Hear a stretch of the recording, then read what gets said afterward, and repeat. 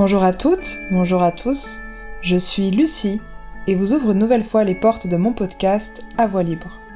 Retour à Marseille, comme lors du dernier épisode hors série enregistré avec mon ami Jules, mais cette fois pour rencontrer Christophe Hugon.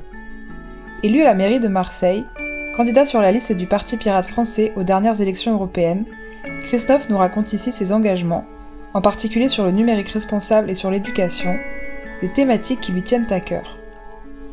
Encore une fois, nous dialoguons ici dans un échange. Alors désolé, pas désolé pour ceux horripilés par les intervieweurs bavards. J'affirme désormais être de cette team, tellement animée aussi par les sujets que défendent mes invités. J'espère que cette nouvelle voix libre va vous interpeller ou vous aider à vous questionner. Bonne écoute.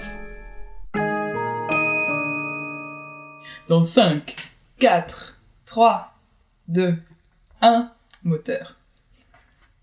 Aioli Christophe. Bonjour Lucie. On m'a dit qu'on disait Aioli à Marseille pour dire bonjour, je sais pas si c'est vrai. Bon, je l'entends pas si souvent que ça, hein, je te dis tout de suite. Ouais. C'est dans Massilia Sound System qu'on l'entend le plus souvent. Ouais, j'ai pas la ref du tout. Mais en tout cas, ravi de te rencontrer parce que c'est la première fois qu'on se voit in your life. Encore une rencontre, tu vois, d'internet on va dire, mais... par contre, moi, je suivais beaucoup ton actualité, et notamment parce que l'année dernière, il y a eu un week-end du Parti Pirate sur Marseille. Et donc, j'ai l'impression que je te connais quand même depuis un moment, mais toi, j'ai l'impression que tu ne me connaissais pas trop.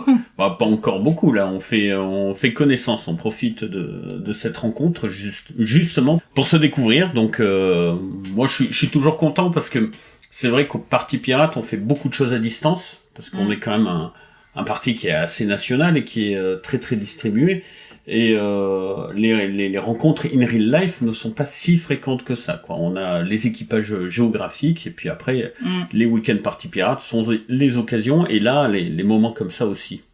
Et c'est ça, et c'est ce que je te disais, les amis que j'ai au sein de ce parti, c'est-à-dire en particulier Jérôme et Maud, sont des gens que je n'ai pas encore vus, mais ça va bientôt changer. Et d'ailleurs, Maud m'a dit, quand tu vois Christophe, surtout tu lui rappelles de dire qu'il est un élu pirate. Bon, c'est bien, au moins t'as commencé un peu en parlant de ça. Mais c'est vrai qu'on est... Donc toi, tu es élu à la mairie de Marseille oui. Sous l'étiquette pirate. Enfin, pas évidemment, tu n'avais pas une liste avec plein de pirates, mais tu vas nous raconter tout ça. Mais surtout, on était dernièrement sur la même liste aux élections européennes, tous les deux. Donc moi j'étais en 31 sur la liste, juste derrière mon frère qui était en 30, et toi t'es bien devant nous. Oui, j'ai demandé à pas être trop non plus, parce que y a aussi cette idée de on ne cumule pas, donc même si on savait que ça allait être extrêmement difficile d'avoir des élus, au moins symboliquement, ne pas mettre tous les élus en tête et toujours les mêmes, en quelque sorte, toujours toutes les mêmes... voilà, éviter que ce soit toujours les mêmes. Et je sais plus combien j'étais, mais je vais être 14e. T'étais 14, ouais, c'est ça. Mais qu'est-ce qui t'a poussé, toi, à rejoindre le Parti Pirate, et alors, ouais. Ça date de quand? Alors, c'est toute une histoire. Donc moi, j'ai travaillé en Italie. Je suis né à Marseille, j'ai fait mes études à Marseille, puis j'ai travaillé quelques années en Italie. J'ai fait astroparticules, je travaillais dans des laboratoires. Et c'est vraiment le cliché des pirates scientifiques. Ouais, là, je suis vraiment le pirate scientifique, hein. Mais après, quand on connaît le process, on comprend un peu pourquoi. Donc, je suis rentré à Marseille et j'avais trouvé que la ville, alors certaines choses avaient changé, mais il y avait toujours quelque chose qui allait pas, quoi. Il y avait vraiment, ça me convenait pas. Et donc, je me suis dit, bon, j'ai deux choix, soit je me contente de me plaindre, soit je m'engage. Et puis, si ça marche pas, de toute façon, je serai d'autant plus légitime à me plaindre. Je pourrais toujours dire, mais quand on propose autre chose, eh ben finalement, personne le prend. Donc, j'ai pris tous les partis existants et j'ai lu les statuts. Et en fait, à un moment, j'ai vu Parti Pirate, que je connaissais déjà de loin, mais et la façon de fonctionner, liberté, démocratie, partage, démocratie liquide, la façon d'avoir une horizontalité mais ordonnée, qui permet quand même de réaliser des choses, la construction du programme. Je me suis dit, bon ben voilà, je vais me lancer, mais en mode difficile, hein, je vais me lancer avec le Parti Pirate. Et c'est là où justement des mouvements citoyens se sont mis en place à Marseille, notamment Mad Mars. C'était en quelle année? Ça, c'était 2019-2020. Ah, c'est si tard. Moi, je pensais que tu faisais partie des vieux de la vieille, des vieilles pierres. Non, je fais pas partie des vieilles pierres, ou du moins je fais pas partie des plus vieilles. Je suis arrivé aux européennes de 2019 en fait. D'accord. C'est là où j'ai commencé à coller des affiches et des choses comme ça. Et pour les municipales, en fait, je me suis rapproché de beaucoup de mouvements citoyens et j'ai participé très activement à la campagne. Et donc, je me suis retrouvé sur les listes à défendre la démocratie participative, à défendre beaucoup de valeurs, finalement pas principalement les valeurs numériques avant tout, mais vraiment des valeurs de participation citoyenne. C'était vraiment ça, de renouvellement et de vision, finalement, de vraie vision pour la ville. Et donc là, on s'est retrouvé à gagner. Moi, je suis élu dans le 6-8 et en mairie centrale. Et par la suite, on m'a dit, écoute, on va te donner une délégation, j'espère que ça te déçoit pas trop, c'est le numérique. Sous-entendu, c'est pas une grosse délégation. Mais c'était vraiment par ignorance, parce que c'est quand même l'une des plus grosses délégations, parce qu'on touche à tout, on fait tout, et qu'on le prend vraiment à bras-le-corps, et qu'on fait du numérique une vraie politique. Là, ça devient passionnant. Là, c'est pas une délégation pour dire, quoi. Mais du coup, on va pouvoir parler de tout ça, mais d'abord, en dehors de la campagne des européennes, donc qui s'est terminée il y a plusieurs mois, et d'ailleurs, j'invite tout le monde à aller lire mon très long Retex, retour d'expérience sur Discours. Je sais pas, on a accès à Discours quand on n'est pas du parti, je pense. Certaines parties, ça dépend où tu l'as posté. Dans l'endroit où il fallait faire des Retex, et je pense que c'est... tu n'as pas lu mon Retex, ça veut dire, parce que je m'étais vraiment... un peu cassé la tête à faire un retour d'expérience, et en même temps tout en disant que je me plaignais de choses où en fait j'avais pas mis ma pierre à l'édifice dedans, donc j'étais pas vraiment légitime, voilà. Mais j'avais trouvé ça très intéressant en fait de pouvoir participer entièrement à la campagne, et à la fin de pouvoir je sais pas s'ils font ça dans d'autres partis, mais en tant que candidat, si tu veux, pouvoir un petit peu dire dans quel état d'esprit on avait été, quelles avaient été les actions qu'on avait menées, qu'est-ce qu'on avait pensé de la communication, etc. Et donc voilà. Mais tu pourras aller lire ça. Oui. Mais en attendant, est-ce que tu es toujours actif dans le parti, et si oui, dans quel équipage, c'est-à-dire dans quelle thématique, on va dire, ou dans quel projet tu es engagé au sein du parti? Alors, j'ai eu des périodes de forte activité, de moins forte activité. Ça, c'est aussi quelque chose qu'il faut se dire un petit peu dans ces engagements militants.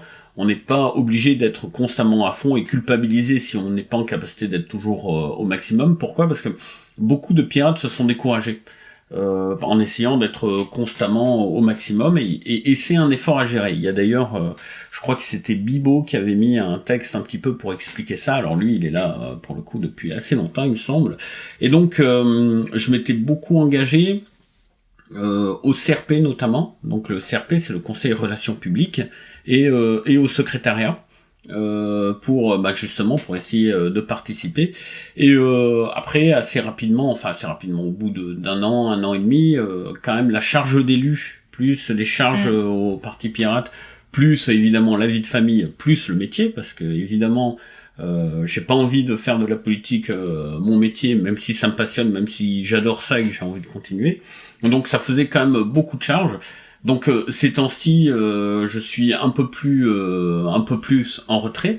Par contre, je suis dans l'équipage élu, évidemment, avec les élus du Parti Pirate. Donc on a des élus notamment à Strasbourg, on a d'autres élus à Marseille, notamment Solidarité.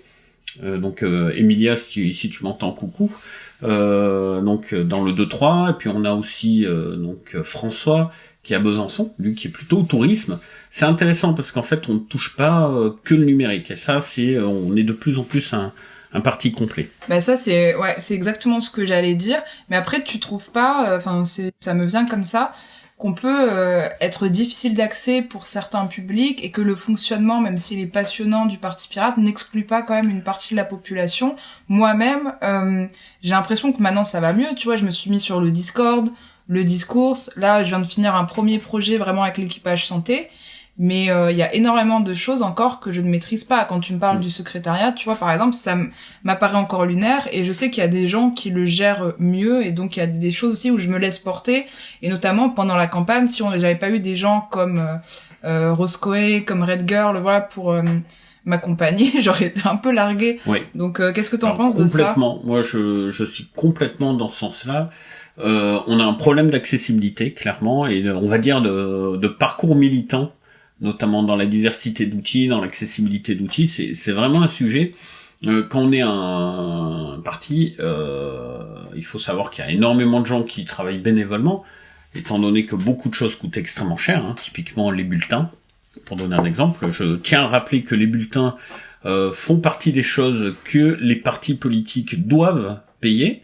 C'est pour ça qu'il n'y avait pas de bulletin pour nous partout. dans tous les trucs. C'est pour ça qu'il n'y en avait pas partout. Bon, on m'a dit on t'a pas trouvé, mais oui, il fallait l'imprimer à la maison, parce qu'on ne part pas à armes égales avec les autres. C'est ça. Et ben ça fait une barrière à l'entrée. C'est aussi pour ça que c'est difficile d'avoir des élus en dehors des unions citoyennes et de gauche comme on a réussi à avoir en 2020.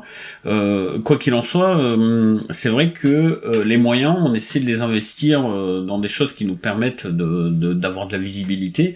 Et ce travail sur les outils, c'est un travail de fond qui doit être réalisé, qui est réalisé par des volontaires, mais c'est assez difficile. Et à mon sens, l'idéal, ça serait réellement de pouvoir se loguer, voter, lire, discuter, etc. avec des applications très simples. Il y aurait vraiment une façon simple de gérer avec quelque chose qui rend visible le rôle de chaque élément, parce que c'est pas non plus très compliqué. Le Conseil de relations publiques uniformise un petit peu la communication et un peu le tremplin de la communication désiré par les pirates.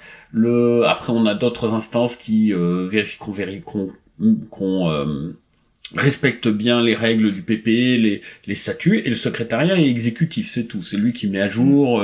Donc c'est pas très compliqué, mais c'est effectivement un peu flottant. C'est-à-dire qu'on sait qu'il y a un truc qui fonctionne et qui tourne et qui fait fonctionner le parti, mais c'est assez difficile, sauf si on plonge vraiment le nez dans des statuts, c'est-à-dire un texte qui est rédigé de manière un peu légale. Alors ça, tu vois, je n'ai jamais vraiment lu les statuts et tout, parce que j'y comprends rien. Mais je trouve qu'aussi, comme on est vraiment bénévole, c'est-à-dire il y a des partis politiques qui peuvent embaucher des salariés, mais c'est-à-dire ils vont embaucher les meilleurs communicants aux relations presse, au digital, etc. Nous, c'est du bénévolat, et des fois, on s'arrache les cheveux pour faire un post Instagram, parce que il faut que tout le monde soit d'accord, et qu'est-ce qu'on met, et dans quelle mesure. Et on n'a pas des pros de la communication, mais ça peut être dans tous les domaines. Et en fait, finalement, par exemple, moi, là où j'avais des zones d'expertise, le souci, c'est qu'en fait, je n'avais clairement ni le temps ni l'énergie au moment de la campagne de gérer ça, en plus de choses très annexes comme imprimer des affiches moi-même et aller les coller sur les panneaux à Bordeaux, tu vois. Parce que mine de rien, pour faire 10 panneaux, ça te prend l'après-midi. Oui, non, mais complètement. Donc ça, c'est un petit peu les difficultés des petits partis. Et s'il y avait vraiment une volonté d'avoir de la diversité, en réalité... c'est sur le financement, les financements de partis et la façon de financer les partis, on financerait pas ceux qui gagnent déjà uniquement, on encouragerait la diversité. Enfin, il y aurait plein de choses à penser pour vraiment que toutes les Françaises et tous les Français soient représentés dans leurs idées, quoi. Et aujourd'hui, moi, je trouve que ce n'est pas le cas. Et le taux d'abstention assez incroyable qu'on a en France, c'est aussi le reflet d'un manque de représentativité et d'un manque de sentiment de pouvoir être représenté. Il y a d'autres problématiques. Il y a la problématique du vote utile, où on a encore d'autres barrières à l'entrée. Il faut dépasser certains pourcentages pour avoir des députés. Il faut européens, les députés français, le mode de scrutin est à revoir complètement. C'est pas du bipartisme comme aux États-Unis, mais ça permet la monopolisation quand même. C'est assez difficile de percer. C'est assez rare que de petits partis finissent par percer. Ou alors ils avaient déjà des entrées, quoi. Souvent, on peut voir comme on va prendre l'exemple d'En Marche, pour le bon exemple. Finalement, c'est un parti qui est apparu, qui a donné l'impression d'apparaître de nulle part et de percer, etc. Mais en réalité, ils avaient toutes les portes d'entrée, ils avaient tous les financements, ils avaient déjà les moyens. Ouais. Je sais pas si c'est vraiment un bon exemple, mais ça me fait dire qu'en introduction, j'ai pas parlé du fait que le président de la République était sur Marseille aujourd'hui et que ça nous a coupé tous les transports. Oui. Voilà. Oui, ça c'est pas un sujet très reluisant pour la France, parce que c'est assez méconnu en France, mais parce que les médias en parlent très très peu. Mais le gouvernement indien a un comportement extrêmement violent.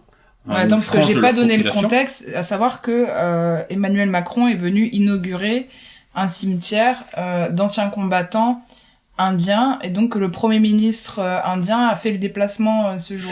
C'est ça. Et je trouve qu'il y a quelque chose d'extrêmement malaisant, étant donné la politique d'Inde qui consiste finalement à discriminer, mais aussi à assassiner, moi j'ai envie de dire le mot, toute une frange de leur population. Donc je vous invite à regarder, à lire et à chercher un petit peu ce qui s'y passe, mais c'est extrêmement toxique. Ils ont passé des caps, on va dire. Hein.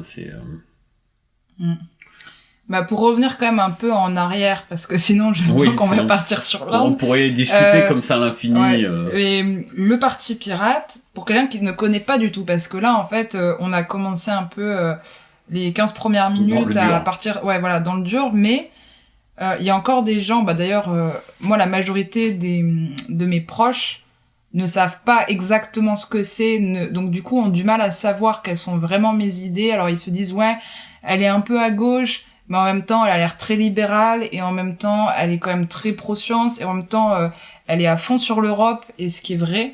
Si tu devais définir le Parti pirate en 3 mots, et puis si tu devais un peu le présenter, c'est-à-dire en dehors des gens qui se moquent de nous sur X en disant qu'on a juste regardé One Piece ou que ça vient de Booba, tu vois, alors que on a 4 eurodéputés élus, tu vois. Et qu'est-ce que tu dirais à ces gens-là pour leur faire découvrir un petit peu ce qu'est le Parti pirate français? Alors déjà, l'une des choses dont je me suis rendu compte aussi, c'est que beaucoup de gens croient que le Parti pirate c'est un parti libertarien, ce qui est quand même un petit peu étonnant, mais bon, c'est à creuser d'où ça vient. Mais le Parti pirate c'est surtout liberté, démocratie, partage, hein, c'est assez facile, c'est notre devise, et donc en fait, moi, la façon dont je l'ai vu, j'ai perçu, et notamment comment je l'ai vu évoluer, c'est qu'on est un parti dans lequel tout le monde peut s'exprimer, et tout le monde consulte tout le monde un petit peu pour voir ce qu'on en pense, on débat, et en fait, finalement, on a cette attention à l'autre, une attention à l'opinion de l'autre, qui fait que finalement, j'ai le sentiment que c'est ça qui nous fait pencher plutôt à gauche, d'une certaine manière, hein, pour beaucoup d'idées, parce qu'en fait, on est tourné vers l'autre. Et donc la facette partage, qui est quand même la facette solidarité, etc., c'est quelque chose qui revient souvent. On veut de la liberté, mais on veut aussi cette solidarité. Énormément de pirates y tiennent, et en fait je trouve ça extrêmement cohérent, parce que c'est pas de la liberté, on fait ce qu'on veut comme on veut. C'est la liberté, on aménage un espace de liberté sain, dans lequel on peut être libre. Parce que c'est facile de dire je suis libre, je peux faire absolument ce que je veux au détriment des autres et loi du plus fort. Mais en réalité, tout ce qu'on fait, c'est dégrader l'environnement dans lequel on vit. Alors l'environnement naturel, mais aussi l'environnement social finalement. Et je ne pense pas que les gens qui vivent dans des quartiers complètement délabrés, où les gens sont dans la misère, dans la rue, etc., soient réellement libres, parce qu'on peut plus sortir la nuit, parce que donc il y a quelque chose où cette solidarité là finalement permet d'aménager, d'agrandir ces espaces de liberté et du vivre ensemble. Et donc là c'est pour liberté et partage. On est sur l'égalité finalement des libertés et des droits. C'est ça. Il n'y a pas de liberté sauvage. C'est surtout ça que sur lequel j'ai envie d'appuyer. Je pense que au Parti pirate, quand on parle de liberté, on est aussi beaucoup sur l'anti-flicage, ou sur en fait contre la société de surveillance, et aussi on est pour la liberté d'entreprendre, c'est la liberté de s'épanouir. Parce qu'en au-delà d'entreprendre, c'est parce même que malheureusement, de si tu veux, dans les courants de gauche actuels, on dirait que il y a le côté progressiste, égalité des droits, etc. Mais sur le côté... Mais pas dans tout. Pas dans tout, mais c'est sur le côté aussi où t'as l'impression que tu peux pas vraiment non plus... moi, je suis dans l'entrepreneuriat, par exemple, et j'ai l'impression de pas me reconnaître dans les modèles dans ce qu'ils proposent, en fait, parce que... Je trouve que, en fait, finalement, les principaux partis de droite et de gauche, donc que ce soit typiquement LS ou Parti Socialiste ou ce genre de choses, ils ont tous développé leur propre forme de conservatisme et de modèle de société un peu figé dans le temps. C'est-à-dire, et ça on le voit beaucoup dans le numérique, par exemple, lorsque je discute de vision du numérique et de comment être progressiste dans le numérique, mais avec un encadrement, avec une régulation, avec des choses qui permettent que ça se développe, mais pas n'importe comment. J'ai beaucoup d'interlocuteurs de droite qui sont très favorables justement à cette régulation, qui sont justement favorables à cet aménagement d'espace de liberté pour le développement du numérique. Et très souvent à gauche, par contre, j'ai beaucoup de blocages. C'est-à-dire que c'est de la défiance. Ce n'est qu'un objet technique, ce n'est pas un objet politique, etc. Et c'est vrai que ça m'a toujours un peu étonné de trouver dans des partis qui ont une base de philosophie progressiste cette forme de conservatisme, et de retrouver dans des partis qui ont comme base philosophique une forme de conservatisme, mais qui finalement sur ce secteur-là se lâchent un peu et sont beaucoup plus, sans forcément être dans le libéralisme en plus, hein, comme j'ai dit plus d'une fois. La ville de Marseille, je représente la ville de Marseille dans des instances nationales, notamment l'AVICA, où je suis vice-président, et c'est une instance dans laquelle on travaille avec des sénateurs. C'est quoi comme instance, tu peux expliquer? Alors l'AVICA, c'est une association de collectivités qui permet d'un petit peu faire du lobbyisme auprès de l'État, de l'ARCEP et des entreprises, c'est-à-dire se mettre ensemble pour être plus fort vis-à-vis de la régulation de tout ce qui est connectivité. Ça peut être antenne relais ou fibre. Parce que en réalité, la ville de Marseille, que ce soit sur le déploiement de la fibre ou des antennes relais, il faut le savoir, on n'a absolument aucun pouvoir direct. Les opérateurs, théoriquement, peuvent faire ce qu'ils veulent, et si on les bloque, ils nous attaquent au TA et ils gagnent automatiquement. Parce que c'est une compétence qui est au niveau de l'État, et la doctrine de l'État, c'est on déploie à tout prix. Et donc le seul moyen qu'on ait pour justement réguler et reprendre la maîtrise et imposer un cadre au plus proche des habitants finalement, eh bien c'est l'AVICA, c'est France Urbaine, les intercoms, mais l'AVICA vraiment pour la connectivité. Et ce qui est étonnant, c'est que l'AVICA, alors que c'est très pro-régulation, à la fois et pro-innovation, pro-régulation, il y a vraiment un truc vraiment de cadrage et de mise en place, c'est beaucoup des élus de droite qui y sont finalement, et des sénateurs de droite qui permettent à ce genre d'association de fonctionner au niveau de l'État, de faire pression à l'ARCEP, etc. Et ça, j'ai toujours trouvé ça un petit peu surprenant, ce déséquilibre, notamment sur le numérique.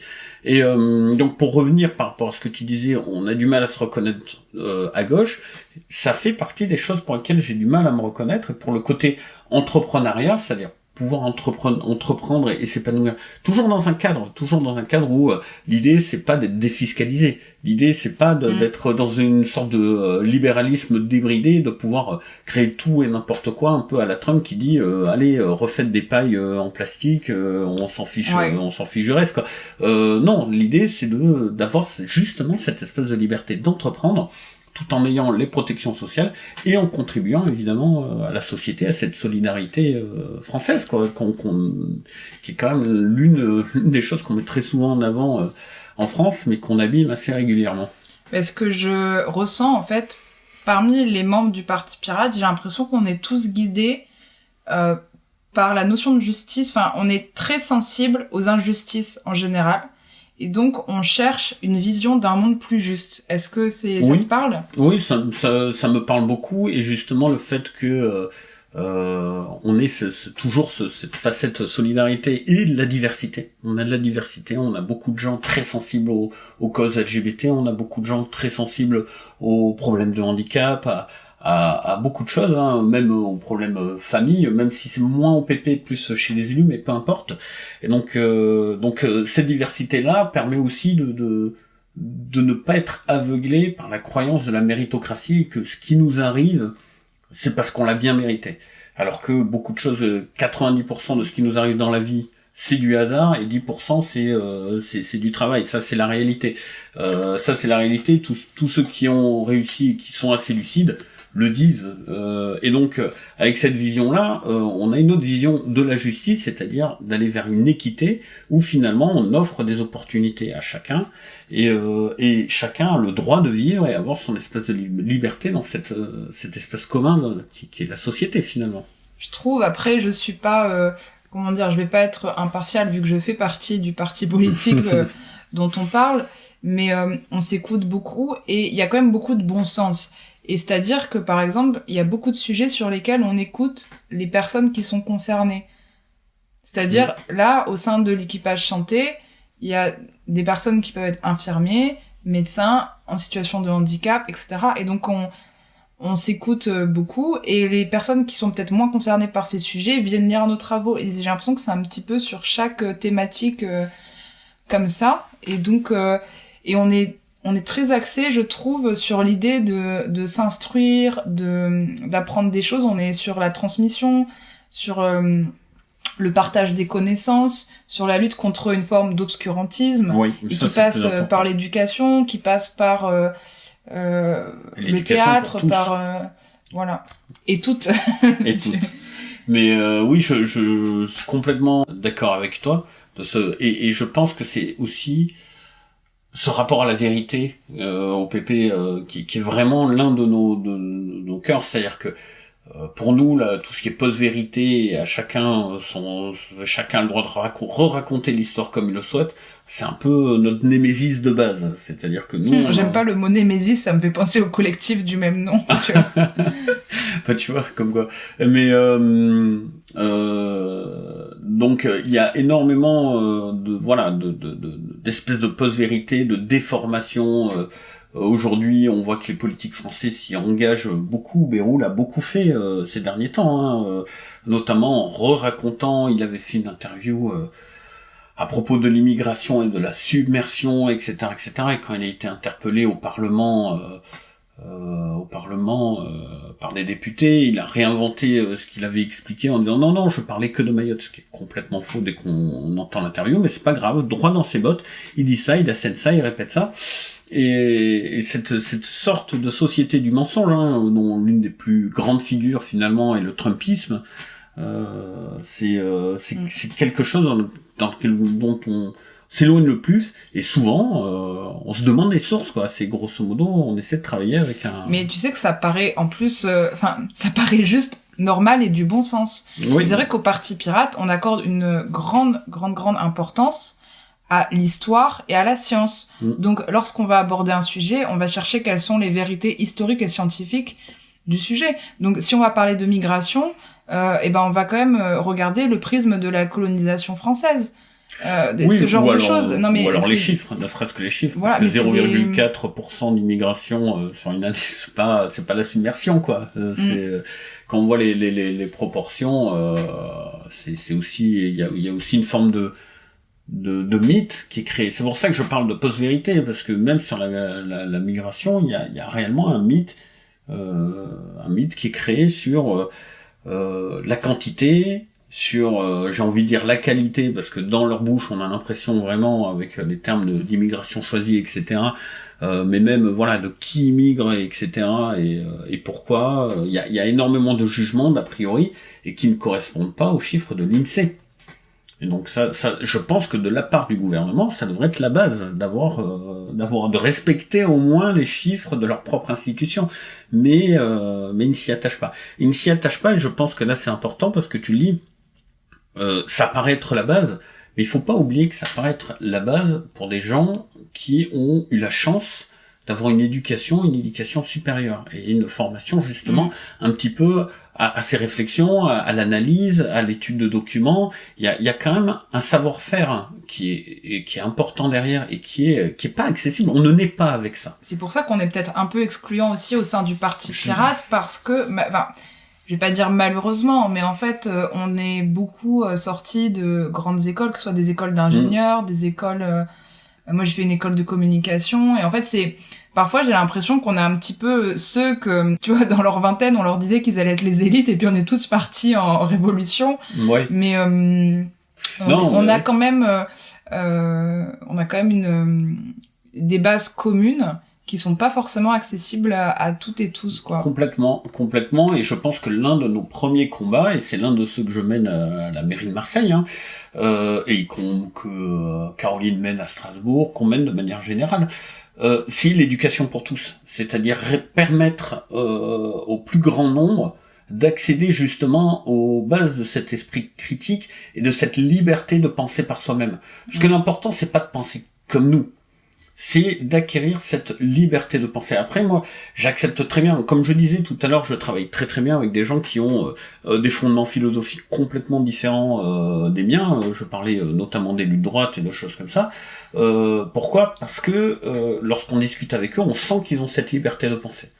Et donc que ça peut être enrichissant. Ce sont des personnes, les personnes auxquelles je pense, qui ne partent pas sur des a priori finalement. Et c'est ça pour moi le plus important. Et donc on fait des choses. Alors nous c'est l'école primaire. On a fait des choses avec la vulgarisation de l'esprit critique. Alors c'était assez marrant. On voyait un tableau généré par une IA et qui se passait au Moyen Âge. Et on demandait alors comment est-ce que vous pouvez savoir si cette image est vraie ou fausse. En fait dans l'image au fond au lieu d'avoir fait une charrette, l'IA avait fait une voiture. De styliser peint, etc.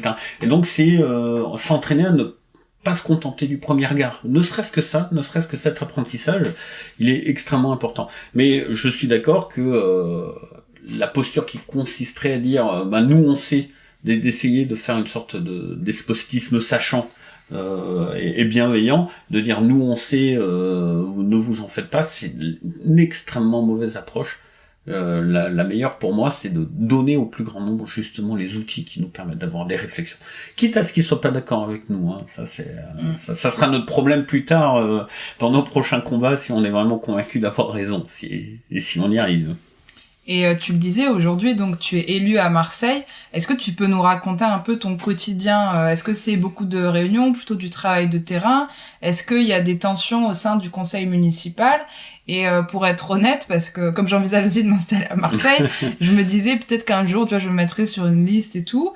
Mais j'ai vraiment ce cliché où, enfin, je me dis être maire de Marseille, tu vois, avec toutes les mafias. Enfin, on imagine vraiment le truc calage, trafic de drogue. Enfin, je voudrais savoir aussi si la réalité ressemble à la série éponyme ou pas du tout. Enfin, voilà, est-ce que tu peux nous raconter un peu c'est quoi ton quotidien d'élu, puis comment tu le vis, quoi ? Alors la première chose que je dirais vis-à-vis de ce que tu as évoqué vis-à-vis de l'engagement, c'est que si les dégoûtés n'y vont pas ou partent, il reste plus que les dégoûtants. Et c'est comme ça qu'on finit par avoir une politique pourrie. C'est une belle phrase, Christophe. C'est comme ça qu'on finit par avoir une politique pourrie d'entre-soi, de gens qui ne sont pas dégoûtés puisque c'est eux les dégoûtants. Et donc oui, il faut s'engager. Et plus on est dégoûté, plus il faut s'engager, parce qu'il faut remplacer les dégoûtants. Voilà. Alors là, grand remplacement des dégoûtants par les dégoûtés. Moi, je suis vraiment là-dedans. Ensuite, on a gagné la mairie, je trouve, avec une équipe qui est quand même dans sa volonté, dans ses intentions, tout à fait saine. Alors c'est vraiment des humains, donc il y a les rapports, etc., les rapports humains et les rapports sociaux qu'on a entre nous, mais il y avait vraiment cette volonté de casser le clientélisme. Alors sur ma liste, moi c'est la liste avec Olivia Fortin, donc c'est dans le 6-8, mais c'est beaucoup de citoyens aussi, c'est de nouveaux élus, de primo-élus et de choses comme ça, donc on y va avec beaucoup de volonté, de vaillance au cœur. Mais en termes de partis représentés... Quasiment tous, sauf LFI. Donc c'est marrant, on a une affiche. Et vous avez des élus RN dans votre liste ? Non, de gauche. Quasiment tout le monde de gauche. Non mais il fallait quand même le préciser, tout le monde. Non, t'as raison. Il y a peut-être des sarkozystes échoués, non. des jupéistes. Non, on a du communiste, socialiste, ELV, donc Parti Pirate, on a aussi Ensemble, on a aussi beaucoup de petits partis. On a, je vais en oublier. Alors du coup, on a Place Publique, on a Génération S. Voilà. Donc on est vraiment sur tous les partis qui sont actifs à Marseille de gauche. Et est-ce qu'il y a Equinox ou Volt à Marseille ? Alors Equinox, Volt et Equinox sont présents à Marseille, mais en 2020, il me semble pas qu'ils se sont engagés à ce moment-là. Je sais que là maintenant ils ont une présence. Je devais les rencontrer, mais ça a jamais pu se faire. Pour revenir au quotidien, donc le quotidien de l'élu. Alors d'abord c'est la découverte du rôle d'élu.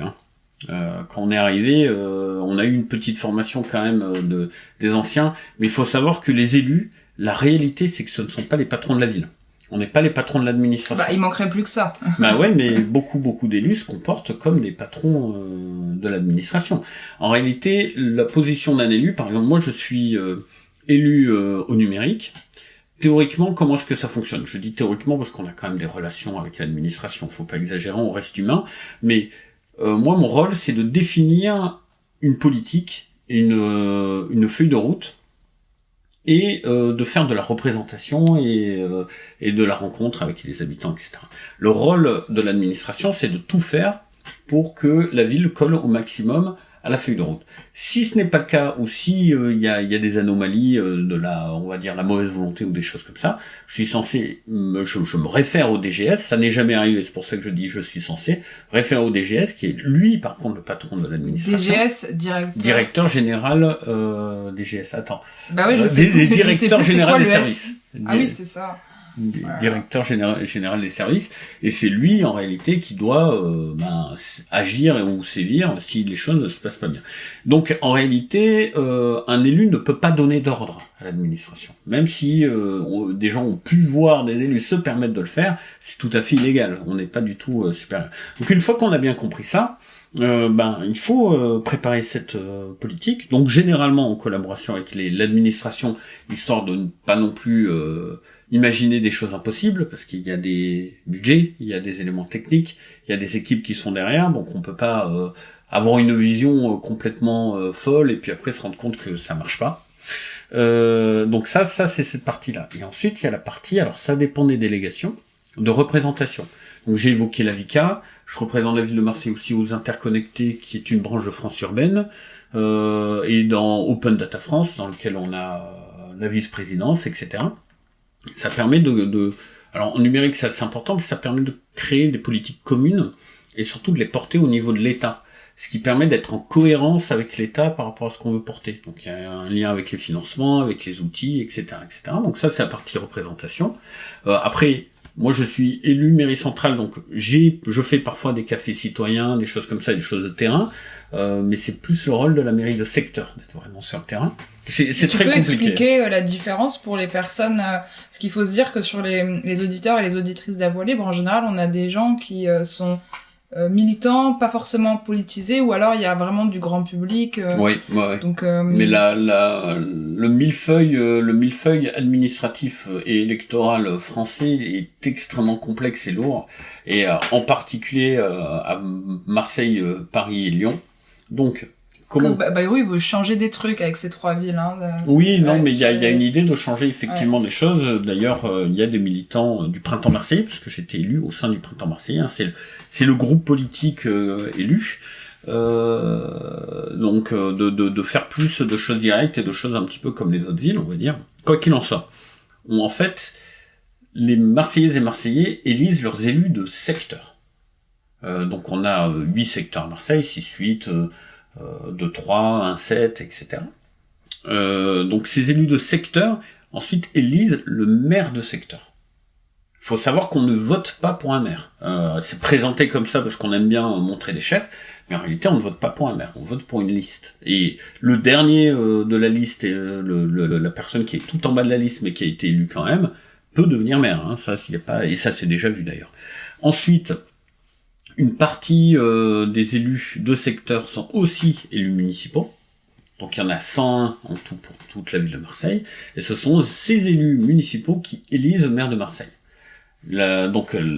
Chaque échelon réunit des compétences différentes. Secteur, c'est plus parc et jardin, proximité. Mairie centrale, c'est les écoles et les grandes infrastructures. Puis ensuite, on a les autres couches qui joyeusement se partagent la solidarité, l'économie. Donc à Marseille, on a la métropole, une part des élus sont métropolitains, puis après on a le département, après on a la région, après on a l'État, et après on a l'Europe. Voilà, donc on a tous ces maillons avec chacun les compétences bien distribuées. C'est complexe pour quelqu'un qui est éloigné de la politique de comprendre tout ça. Mais même pour quelqu'un qui est dedans, on se demande constamment, lorsqu'on veut mener à bien une politique, quels vont être nos interlocuteurs. Est-ce qu'ils sont du même bord politique? En plus, à Marseille, on n'est pas dans ce qu'on appelle dans des pactes de gouvernance. Les pactes de gouvernance, c'est quoi? C'est quand la ville et la métropole, par exemple, ne sont pas du même bord, on se met quand même d'accord pour gérer la métropole ensemble. Des choses comme ça, donc ça complexifie encore plus. Donc oui, c'est très complexe. Et donc ça c'est un petit peu comment ça fonctionne. Et enfin, pour revenir encore au quotidien, il y a une chose que j'aimerais bien partager parce qu'elle est assez peu connue et je pense que ça va t'interpeller un petit peu parce que c'est des sujets quand même qui sont importants. Il y a 3 choses auxquelles je suis impliqué. Je suis très impliqué côté RH aussi de la ville et le bien-être de l'administration et Marseillais. Vous allez comprendre comment parce que c'est vraiment pas facile. Le premier, c'est tout ce qui est permanence. Alors ça, tous les élus le font une semaine. Lorsque quelqu'un est en difficulté, notamment difficulté psychiatrique dans l'espace public, qu'il est arrêté et qu'il est expertisé par un psychiatre pour internement, pour le protéger lui ou protéger les gens qui l'entourent, il y a un élément de sécurité où c'est le maire qui doit valider l'internement, de manière à ce qu'il puisse contrôler tous les documents et qu'on puisse pas faire n'importe quoi. Je suis vraiment contre le terme internement. Hein. Mais c'est le terme officiel, c'est l'arrêté d'internement, c'est les papiers qu'on signe. Je suis d'accord avec toi, mais malgré tout, c'est c'est un autre cheval de bataille dont je parle dans d'autres podcasts, tu vois. Et voilà. Mais c'est juste pour faire une petite parenthèse quand même il est quand même temps de changer tout ce qui est le vocabulaire de psychiatrie et mais là en l'occurrence, il est temps de changer la situation psychiatrique en France qui fait que on se retrouve dans cette situation d'échec parce que pour moi ramasser les gens dans la rue pour les enfermer contre leur gré parce qu'ils sont en souffrance, c'est un échec sociétal et en réalité on ne devrait pas en arriver là ou alors ça devrait être extrêmement marginal. Le problème, c'est qu'aujourd'hui, c'est pas marginal. C'est vraiment ça le problème. Au-delà du mot qu'on utilise. Quoi qu'il en soit, donc. C'est à toi de le faire quand t'es de permanence. Quand je suis de permanence, de vérifier que le procès-verbal de la police corresponde bien à ce que le psychiatre a diagnostiqué, c'est-à-dire de bien comprendre qu'il y a un lien entre les deux, que c'est pas le même hôpital, qu'il y a beaucoup de règles pour éviter les internements arbitraires. Et j'ai déjà été confronté à un internement arbitraire une fois. C'est-à-dire que une police qui était surchargée un soir et qui savait pas quoi en faire et qui arrivait pas à le faire expertiser, ou peut-être qu'il ne l'avait pas obtenu, je n'en sais rien, était venu sans le document du psychiatre. Donc là, c'était assez grave. Donc j'ai totalement refusé, évidemment. Mais ça les avait surpris, hein. Je pense que il y avait des pratiques avant qui étaient quand même un petit peu par-dessus la jambe. Donc c'est quelque chose d'assez grave. C'est pour ça que même si c'est des moments difficiles, j'accepte de le prendre à ma charge parce que j'ai envie que ce soit bien fait. Donc si j'ai envie que ce soit fait dans les règles et légalement, même si je suis contre ces principes-là, je m'y engage. Après, il y a une autre chose vis-à-vis de l'administration, c'est les conseils de discipline, les conseils médicaux. Mais ça, sur les permanences, il y a que pour ces cas-là ou parce que dans les petites communes, par exemple dans les villages, quand t'as un élu qui est de permanence, si tu veux, il va gérer. Imaginons, mais ça peut être du crime au chien perdu, tu vois, enfin. Oui. Il gère un peu tout. Sûr. Voire d'ailleurs, par exemple, dans le village de mes parents, l'élu de permanence, il a le portable pour si il se passe quelque chose et tout ça. Je suppose que dans une grande ville, ça se passe pas comme ça, mais t'as quand même d'autres choses dans ta permanence que de faire. Alors ça, c'est la permanence psychiatrique. C'est une permanence effectivement particulière. Ce sont les mairies de secteur qui font les permanences générales dont tu parles. Donc oui, ça existe à Marseille et oui, on a des élus qui sont là. Et c'est plus des élus de proximité. Pour ça que je le disais, c'est assez important de comprendre un petit peu la différence entre le rôle de mairie de secteur et mairie centrale, même si c'est quand même assez complexe, quoi. Voilà. Et donc si pour continuer sur le quotidien, il y a 2 autres choses que je trouve assez importantes qui doivent être connues, c'est qu'on est aussi responsable de l'administration, du bien-être de l'administration, on participe parce qu'il comme je disais, conseil médical et conseil de discipline. Le conseil médical, c'est pour les accidents de travail, c'est pour toutes ces choses-là. Lorsqu'il y a des problèmes, on va dire que le dossier ne passe pas automatiquement, c'est pour le vérifier, on le fait avec des médecins, on reçoit les gens qui nous présentent un peu leur cas, si c'est pas possible, parce que malheureusement des fois ça rentre pas dans des cases où parce que ce ne sont pas des maladies du travail ou accidents du travail, on leur explique. Généralement ça se passe bien, puis des fois il y a des moments c'est un peu dur. J'ai une anecdote où on attendait un homme qui avait développé un cancer qui était serrurier à la ville de Marseille et qui était exposé à des produits, mais des produits qui dans les connaissances médicales actuelles, on va le dire comme ça, parce que c'est des choses qui peuvent évoluer, n'étaient pas considérées comme cancérigènes. Donc, a priori, c'était refusé. Mais on reçoit quand même la personne pour qu'il nous explique les choses. Et là, c'est sa femme qui rentre et qui nous explique que elle tenait quand même à le représenter parce qu'il était mort la semaine d'avant. Et qui commence à nous expliquer des choses comme ça. Et c'est très important parce que les agents se sentent accompagnés. Il y a quelque chose, ça permet de mettre de l'humain dans une espèce de machine qui pourrait broyer des gens. Et même lorsqu'on peut pas l'accepter, le fait qu'il y ait des médecins, qu'on explique, qu'on les écoute, qu'ils puissent vraiment raconter toute leur souffrance, qu'ils aient un interlocuteur, je trouve que c'est chaque fois que j'en parle, ça me touche un peu. Je sais pas si ça s'entend dans ma voix. Et après, conseil discipline, c'est quand les gens pètent des plombs, souvent. Mais par exemple, tu peux donner un exemple parce que moi je savais pas qu'il y avait ça, c'est-à-dire ça, on se dit c'est le rôle d'une police, de la gendarmerie, conseil discipline, c'est l'employeur toujours. Ah donc c'est pas sur des particuliers, ça c'est. Non, conseil discipline, c'est les agents de la ville. Et conseil médical aussi, c'est pour les agents de la ville. Comme je disais, c'est pour l'administration. C'est vraiment pour l'administration. Tu vois à quel point je connais pas comment ça se passe. C'est 14 000 agents permanents, 17 000 si vraiment on les compte tous. Donc il s'en passe des choses. Et en conseil de discipline, on a parfois juste disputes, on va dire, non, entre guillemets banales. Voilà, j'allais dire normal, mais c'est pas normal d'avoir une violence, qu'elle soit verbale ou physique. Mais on va dire banale. Et puis des fois, il y a des choses qui sont terribles, qui contiennent des agressions sexuelles, qui contiennent des violences physiques, une fois avec des battes de baseball, des choses comme ça, ou donc des choses qui peuvent être assez dures et assez violentes, et des agents qui se mettent à déballer des choses très très dures de leur vécu. Enfin, et là c'est aussi encore un moment où il faut pas se dégonfler. C'est très dur pour beaucoup d'élus, donc il y a beaucoup d'élus qui ne le font pas. Mais il faut pas se dégonfler parce que c'est le prendre soin de l'administration, il faut être là, quoi. On a été élus aussi pour ça. Et qu'on soit d'accord ou pas d'accord sur la façon de gérer les agents, faut pas les laisser tomber. Et pour moi, c'est quelque chose d'important qui me tient à cœur. Mais comment on arrive à gérer de pouvoir faire toutes ces choses en ayant un travail salarié, par exemple, à plein temps à côté? Alors, c'est dur. C'est dur. Après, conseil discipline, les exemples que j'ai donnés, c'est pas des exemples toutes les semaines. C'est une semaine par an pour le conseil médical, parce qu'on est plus de 50 dans la majorité. Conseil discipline, j'en ai une fois tous les 2 mois, quelque chose comme ça. Ça me suffit, parce que quand même le soir, des fois je rentre, j'ai du mal à dormir. Mais alors comment est-ce qu'on fait ? Alors déjà, en fait, il y a plusieurs solutions. Soit on est fonctionnaire, et donc là, on a des horaires fixes, mais même là, c'est pas facile. Même là, c'est pas facile. Ou alors, on a un métier qui permet d'avoir de la souplesse. C'est mon cas. Moi, je suis entrepreneur. Je travaille dans la recherche et développement aujourd'hui, et donc je peux aménager mes horaires, je peux travailler la nuit, ce genre de choses. Et ça dépend des délégations qu'on a. Sur la délégation numérique, effectivement, on ne peut pas avoir d'heure fixe. Il y a quelque chose où on a constamment des déplacements à Paris, des choses comme ça, justement par rapport aux instances dont je parlais, qui sont extrêmement importantes, parce que sinon on n'arriverait pas à mener de politique sur beaucoup de choses.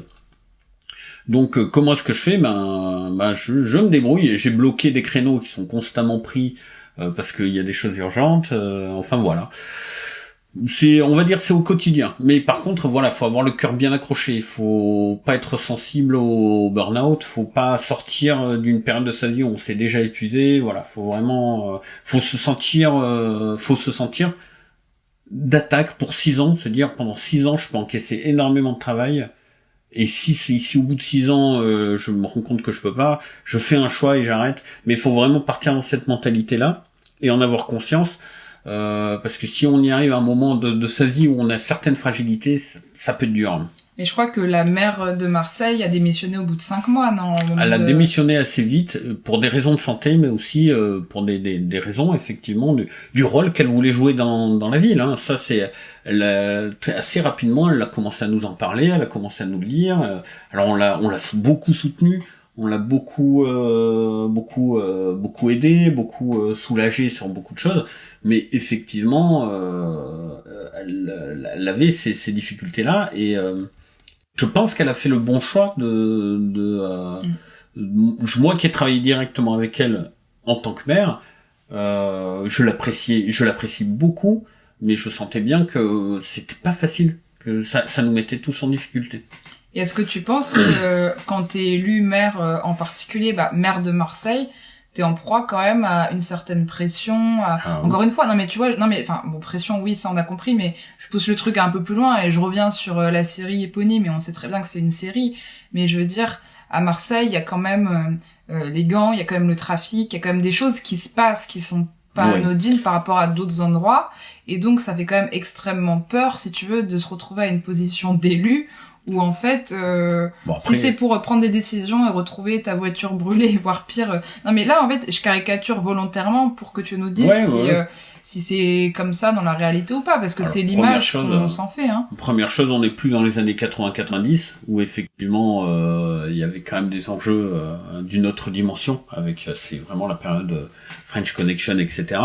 Je pense pas que Benoît soit, donc Monsieur le Maire, soit particulièrement inquiété, parce qu'il est, c'est mon sentiment vu de mon point de vue. Donc moi je suis élu et je suis à ses côtés, donc c'est peut-être pas le meilleur point de vue vis-à-vis de ça, mais j'ai l'impression que à défaut d'être aimé par tous, c'est quand même assez respecté.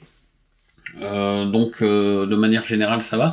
Le système clientéliste, etc., nous on s'attelle à le désosser jusqu'au bout, et il commence à s'essouffler. On commence à voir les effets, les gens savent que ce n'est plus possible, donc on se sort un peu de cette époque. C'était déjà mieux d'une certaine façon, mais donc non, on se retrouve pas dans cette situation de on va dire de menaces directes envers le maire ou envers les élus. Maintenant, être maire de la ville de Marseille, ça reste mauvais pour la santé. On dort pas beaucoup, on prend des décisions quand même qui impactent 1 million de personnes, aussi petites soient-elles, donc il faut on est obligé de faire des concessions. Moi, il y a un truc en tant qu'élu. Moi, j'ai plutôt de la chance vis-à-vis de mon budget dans le numérique. Il est plutôt, comment dire, c'est celui qui fait partie de ceux qui sont le moins en souffrance par rapport justement à la situation coupure budgétaire, etc. Parce que c'est aussi nos outils, quoi. C'est l'innovation, donc moi je suis pas trop mal. Malgré tout, je me rends compte qu'il faut faire des concessions, quoi. Faut faire constamment des concessions, prendre des décisions qui sont difficiles, et c'est le petit bout. Et le maire de Marseille, beaucoup d'élus qui travaillent avec moi, sont obligés de faire des concessions qui même parfois sont plus dures encore. Donc, je pense que la dureté d'être maire de Marseille, c'est d'être en permanence. Lui, pour le coup, lui, il est en permanence, il est 24/24. Pas beaucoup dormir, être constamment sur des trucs improbables, tout le temps pressurisé par l'opposition, par l'actualité, vraiment sur l'actualité. En plus, on a une extrême droite qui est indécente, à Marseille particulièrement indécente, qui utilise tout et n'importe quoi. Nous, on essaye de faire une ville d'accueil, alors j'aime autant vous dire tout de suite que surtout de solidarité avec la Méditerranée qui engouffre quand même une quantité impressionnante de gens. Et évidemment, l'extrême droite, elle serait favorable à laisser crever en mer, ce qui est complètement intolérable pour nous, mais elle se précipite sur des choses comme ça. On porte régulièrement plainte d'ailleurs contre l'extrême droite, parce qu'au conseil municipal, il y a de la diffamation, il y a de l'insulte, c'est assez terrible. Mais donc c'est étonnant quand même pour une ville comme Marseille d'avoir des personnes qui votent sur de l'extrême droite. Je sais pas. J'avoue. Marseille, dans sa création, c'est son histoire, le port, c'est terre d'accueil, c'est cosmopolite. C'est ce qui est très très étonnant, c'est que toutes les communautés ont une part de gens qui votent pour l'extrême droite. Donc il y en a beaucoup qui votent contre eux-mêmes en quelque sorte. Je sais pas. Pour moi, le vote d'extrême droite, il peut pas être résumé de manière très simple. Je pense que c'est plus complexe que juste du rejet de l'autre, etc. Il y en a certains, c'est pour un mal-être, il y en a, c'est pour faire plus français que français, il y en a, c'est pour c'est pas presque tradition familiale, ou c'est dans l'éducation. Je pense que le vote d'extrême droite, et il y a les déçus, énormément de déçus qui se retrouvent là-dedans et qui veulent juste quelqu'un qui crame tout pour repartir sur d'autres bases, quoi. Voilà. Donc, tu sais que Tapi disait que c'était la voiture balai, l'extrême droite, qui ramassait tous les coureurs qui abandonnaient ou qui étaient, tu vois, dans les fossés et tout ça. Je pense que c'est assez pertinent. C'est vraiment ce que je ressens. Ouais. Et pour avancer un peu, parce que tu nous parles du numérique, c'est ton cheval de bataille, mais tu nous as dit au tout départ que ça avait pas été un choix, ça veut dire on t'a mis là. Oui. Mais est-ce que t'as une sensibilité pour le sujet depuis longtemps, enfin, et puis qu'est-ce que tu fais concrètement en fait sur le numérique? Ça n'a pas été un choix, c'est un peu exagéré, je dirais. C'est grosso modo, les délégations, c'est le maire qui les donne. Et en fait, une délégation, ça veut dire quoi? Ça veut dire qu'il délègue son droit de signature sur des décisions. Donc il y a un arrêté officiel qui explique sur quoi on a le droit de signer. J'avais quand même, lorsqu'on a gagné, donné mes appétences et ce qui m'intéressait le plus. Donc le numérique en faisait complètement partie. Et pourquoi est-ce que c'est un domaine qui m'intéressait? Il y a plein de choses. La première chose qu'il faut savoir, c'est que en astroparticules et physique des particules, donc c'est mon domaine, mon métier, mon premier métier. Le numérique. Je sais même pas ce que c'est. Moi, je pense aux particules élémentaires de Welbeck, tu vois. Ah non, oui, mais je ne sais pas ce que c'est une particule élémentaire, tu vois. Bah, c'est les électrons, les neutrinos, c'est tout ce qui compose. Contrairement à mon frère et ma sœur, j'ai pas fait scientifique et Alors, si tu veux, on fait un podcast sur la physique. Alors là, je te tiens 2h30. Non, bah c'est... Mais la physique des particules, c'est tout simplement les particules élémentaires. Comment est-ce qu'elles agissent entre elles, qu'elles soient dans un noyau ou qu'elles soient libres dans l'univers ou qu'elles soient dans les étoiles. Et je pense que tu vas perdre... Peu importe. Ça reste de la physique des grands appareils dans lequel le numérique clé en main n'existe pas. On est obligé de tout programmer, on est obligé de créer notre propre réseau, on est obligé de faire beaucoup de choses nous-mêmes. Et donc c'est ça qui m'a permis d'avoir beaucoup de compétences techniques dans le numérique. Donc ça, c'est une première chose. Et la deuxième chose, c'est que j'ai été très touché par certaines publications et données qui ont été totalement ouvertes. Je pense notamment à Fermi, qui ont permis des découvertes par des gens qui n'avaient rien à voir avec le schmilblick. Et donc c'est côté ouverture, ce côté open source. En science, on utilise beaucoup ce côté partage de connaissances, etc. Donc c'est cette facette, on va dire, du numérique qui m'a toujours énormément attiré. Et c'est là-dedans que j'ai un peu envie d'entraîner, on va dire, la ville de Marseille. C'est dans un numérique partagé, de connaissances, de transparence. Et donc je m'y suis retrouvé très vite très bien et j'étais très vite très content d'avoir ça. Ma délégation avait pas mal évolué. Au début, j'étais surtout numérique open data. Après, j'ai eu numérique responsable. J'ai eu transition numérique. J'ai eu plein de choses au fur et à mesure que la politique se crée, quoi. Et quand on parle de numérique responsable, on parle de quoi? Parce que je sais qu'à Marseille, vous avez signé une charte avec en 2024. Avec l'Institut du numérique responsable. Ouais, mais encore faut-il savoir ce que c'est le numérique responsable. Très bonne question, parce que c'est un mot qu'on met un petit peu à toutes les sauces. Donc moi je propose toujours une définition que j'aime bien. C'est une façon de dire quoi. En fait, on vit dans une société qui est intimement liée à une société numérique. On a tous des téléphones portables, des ordinateurs portables. Et il y a un devenir souhaitable de notre société et de notre société numérique. Et pour ça, en fait, il faut comprendre les enjeux environnementaux, sociétaux, d'éducation, de culture, et il faut prendre des décisions vis-à-vis de ça, des arbitrages. Et donc il faut mener une politique du numérique et après l'assumer, on assumer la responsabilité. Finalement, on arrête de dire le numérique c'est un outil, on le laisse se développer, puis on l'utilise, etc. et en quelque sorte, on se déresponsabilise vis-à-vis de ça. Non, on s'en saisit, on en prend la responsabilité. Donc pour moi, le numérique responsable, c'est faire du numérique une vraie politique, et une politique réelle. Ce qui n'est absolument pas le cas en France de manière générale. On n'a pas de ministère du numérique. Le numérique est toujours perçu comme quelque chose de très, très opportuniste, et c'est très mauvais. On le voit quand on est toujours à la ramasse, et on essaie toujours de rattraper les choses, et on n'y arrive jamais, évidemment. Bah regarde le site des impôts, quoi, tu vois. Genre, typiquement, mais... il y a d'autres problématiques, mais je veux dire, ça montre quand même, on a tout à fait... les moyens financiers, humains, de créer quand même certaines choses, mais on reste à l'âge de pierre dans beaucoup de domaines liés au numérique. ou alors sur la question du Wi-Fi en libre accès, parce qu'en fait aujourd'hui, qui détient un peu les clés d'internet en France, ce sont les opérateurs privés.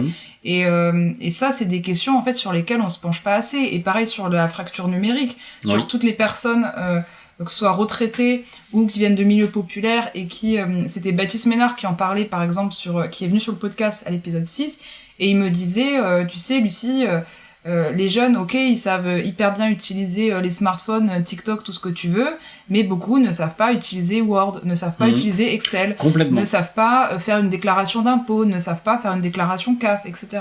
Et le gros problème là-dedans, c'est que on n'a pas une vraie vision de politique numérique, on va dire à minima homogène, à défaut d'être parfaite en soi, ou d'être dans des opinions pour lesquelles on n'est pas d'accord, il n'y a même pas le minimum. Je donne un exemple. On a la DINUM. La DINUM, c'est la direction interministérielle du numérique, qui a toutes les préconisations qu'il faut pour pas qu'on se mette en danger vis-à-vis de la souveraineté. Donc, quels logiciels utiliser, comment les utiliser, etc., etc. Les autres ministères, comme c'est qu'une direction interministérielle, en réalité, sont indépendants de ça. Ils peuvent suivre les préconisations utilisées leurs outils ou pas. On se retrouve dans quelle situation? Il y a quelques années, le ministère des Armées a utilisé Microsoft et notamment l'open bar Microsoft pour absolument tout. Et puis, il y a le Patriot Act, il y a énormément de choses qui fait que les données de Microsoft, quels que soient les documents qui signent avec vous, sont absolument totalement récupérables par les institutions fédérales des États-Unis. Et le ministère des Armées s'est rendu compte, effectivement, les informations secret défense, fuitaient aux États-Unis. Et maintenant, ils essayent de s'en sortir, etc. Alors que ça faisait déjà 10-15 ans qu'on le savait. Et comme on n'a pas un vrai ministère du numérique, une vraie vision du numérique, une vraie politique du numérique, ça part dans tous les sens. On a des ministères qui font de l'accessibilité vis-à-vis du numérique, donc des sites qui sont bien fichus, des choses qui fonctionnent, etc. Et d'autres qui s'en affranchissent complètement, qui se débrouilleront bien, ils iront dans leurs bureaux d'impôts locaux, ils iront en bureau de proximité ou je sais pas où, ils demanderont à une asso de les aider, mais c'est la débrouille, de toute façon ils sont obligés de le faire. Et ça c'est une vraie problématique. Ça, pour moi c'est une vraie problématique. Et c'est un peu mon cheval de bataille. Réussir à faire en sorte que le numérique responsable soit national, c'est-à-dire que nationalement on ait une vraie vision de la politique numérique. Et est-ce que dans tout ça, il y a aussi toutes les questions de montée de la haine en ligne? C'est un sujet qui m'intéresse de plus en plus. Je vais te raconter un peu ce qui s'est passé pour moi. Je me suis penchée sur ces questions il y a quelques mois parce que l'algorithme, surtout sur les réseaux sociaux, commençait à me proposer du contenu masculiniste, etc. Donc, j'avais une personne dans mes connaissances qui commençait à dériver un peu sur ce délire-là. Je suppose que comme j'ai échangé avec lui, on a rarement été d'accord dans nos débats et je ne reviendrai pas là-dessus, mais si tu veux, j'ai commencé à voir ce type de vidéos et je ne connaissais pas vraiment ce qui se cachait derrière tous ces termes. Et j'ai vu des choses et je me suis dit attends, ça c'est légal quoi entre guillemets non mais oui, mais je veux dire en toute impunité, il y a certains discours où en fait on est vraiment sur de la haine des femmes, tu vois, ce qu'on appelle maintenant, on a même le terme d'apartheid de genre, tu vois. Et donc, suite à ça, j'ai commencé aussi à lire les commentaires à chaque fois. Enfin, je sais pas trop ce qui s'est passé, peut-être parce que je me suis retrouvée dans le Lot-et-Garonne, tu vois, isolée de cercle social et tout. Donc en fait, j'ai compris comment ça pouvait fonctionner dans l'autre sens, hein. Parce que je me suis retrouvée à un moment assez isolée, tu vois, pas trop de contact social, etc. Et donc un peu plongée dans le téléphone, à lire des commentaires, et en fait à découvrir, mais ça pouvait être par exemple juste une femme qui fait une séance de sport, et t'as un déferlement de commentaires de haine parce que elle porte un short, et je me suis dit, attends, moi, tu sais, je suis née en 93, quand j'étais ado, enfin, c'était des trucs où on avançait vers quelque chose quand même de beaucoup plus féministe, etc. Aujourd'hui, on entend, tu vois, il y a des débats, des termes sur des histoires de body count. Les jeunes, ils parlent de combien une femme, en plus c'est des jeunes qui ont moins de 20 ans, tu vois, qui débattent sur combien de partenaires une femme peut avoir ou pas, enfin des discours très rétrogrades, mais il y a sur tous les thèmes aussi, et sur la montée de l'extrême droite. Et donc parfois je voyais des propos haineux envers les religions, envers des populations, et donc je les signalais, tu vois, à l'éditeur, et donc ça me revenait toujours, Meta n'a pas vu d'infraction dans ce contenu, mais et par contre, moi, des fois, quand je poste des trucs, tu vois, qui sont plutôt engagés de gauche, mais qui prônent, je sais pas, un monde un peu, tu vois, d'amour, de solidarité, etc. Des fois, Meta, il me sucre mes publications parce que je respecte pas les codes, enfin voilà. Alors, et donc, si tu veux, je me suis retrouvée dans une espèce de toxicité. Enfin, il y a un moment, en fait, j'ai commencé à me dire que ça devenait pas bon parce que je m'isolais, j'osais en parler à personne, mais j'avais développé une peur panique. Déjà, là où j'étais, enfin, là où je suis dans le Lot-et-Garonne, j'étais déjà pas très à l'aise, tu vois, quand je marchais dans la rue, etc., parce que, il y a beaucoup de groupes de mecs, etc. Enfin bon, c'est un peu long à expliquer, mais j'étais déjà pas à l'aise. Mais comme en fait, après toute la journée, je voyais ce qui se disait, etc. sur Internet, j'ai commencé à me dire, putain, il y a des gens qui pensent comme ça.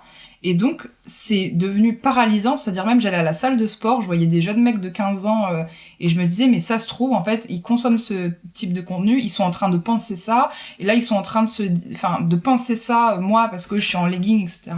Ça a commencé à avoir beaucoup d'impact, et à un moment, j'ai rencontré une modératrice qui s'appelle Julie Del Papa, et qui crée du contenu beaucoup sur l'éducation justement citoyenne aux médias et etc. Et elle en fait enfin j'aimerais bien la recevoir sur le podcast. Elle est en train de se reconvertir pour être modératrice pour toutes les justement les personnes à impact et les comptes comme ça qui se prennent de la haine en ligne. Si tu prends le cas par exemple comment elle s'appelle, Salomé, j'ai un trou de mémoire, la journaliste de Blast.